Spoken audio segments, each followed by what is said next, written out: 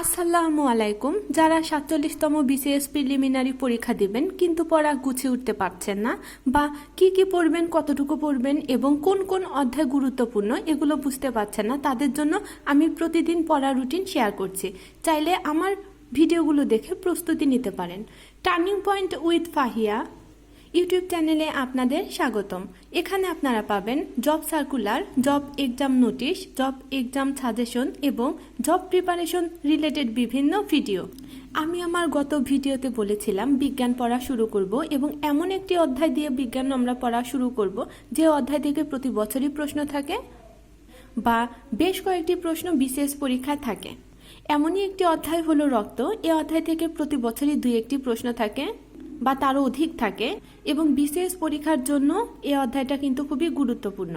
এই অধ্যায় থেকে সাধারণত বেসিক প্রশ্নগুলো আসে, যেমন রক্তের উপাদান কয়টি, কি কি উপাদানের পরিমাণ, রক্ত জমাট বাঁধতে সাহায্য করে কোন কণিকা, জন্ডিস হয় কেন এবং কোথায় হয়, কোন উপাদান বৃদ্ধির কারণে জন্ডিস হয়।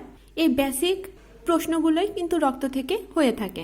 আর রক্ত যেহেতু খুবই গুরুত্বপূর্ণ, তাই এই অধ্যায়টা আপনারা A to Z খুব ভালোভাবে পড়বেন।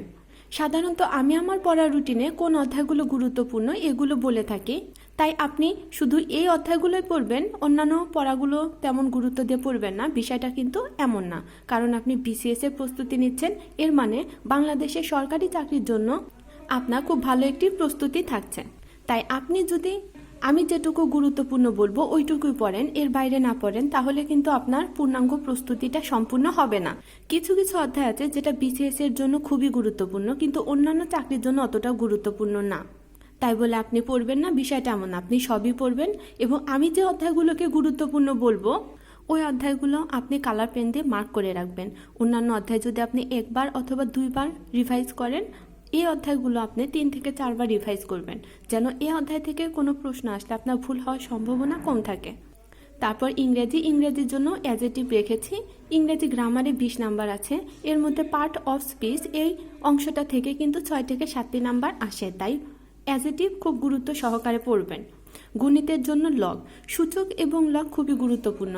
এই দুটি অধ্যায় থেকে 2টি প্রশ্ন আসতে পারে বা 2টি অধ্যায় থেকে যে কোনো একটি অধ্যায় থেকে একটি প্রশ্ন আসতে পারে বা একাধিক প্রশ্ন আসতে পারে, তাই সূচক এবং লগ খুব গুরুত্ব সহকারেই পড়বেন। আমি আজকে পড়ার রুটিনে যে 3টি টপিকস রেখেছি, এই 3টি টপিকসই কিন্তু BCS এর জন্য খুবই গুরুত্বপূর্ণ।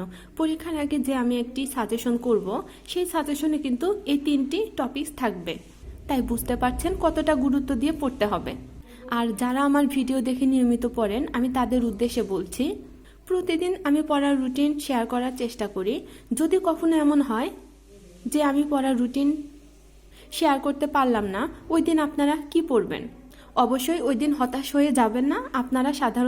আপনারা প্রতিদিন পড়ার রুটিনে সব পড়াই হয়তো অনেকেই শেষ করতে পারেন না, বা অনেকের কাছে আছে কিছু অধ্যায় আপনাদের কাছে কঠিন মনে হয়। ওই সময়গুলোতে আপনাদের যে অংশে ঘাটতি আছে ওই ঘাটতিটা পূরণ করার চেষ্টা করবেন, অথবা যে অধ্যায়টা আপনার কাছে কঠিন মনে হয় বা এমনও কিছু অধ্যায় থাকে মনে হয় আরও 2-1বার পড়লে ভালো প্রস্তুতি হবে, ওই অধ্যায়গুলো তখন পড়বেন। আমি চেষ্টা করব প্রতিদিনই পড়ার রুটিন শেয়ার করতে। যদি আমি কোনোদিন পড়ার রুটিন শেয়ার করতে না পারি, ব্যস্ততার কারণে ভিডিও করতে পারলাম না বা পড়ার রুটিনটা আপলোড করতে পারলাম না, তখন আপনারা আমার এই সাজেশনটাই ফলো করবেন।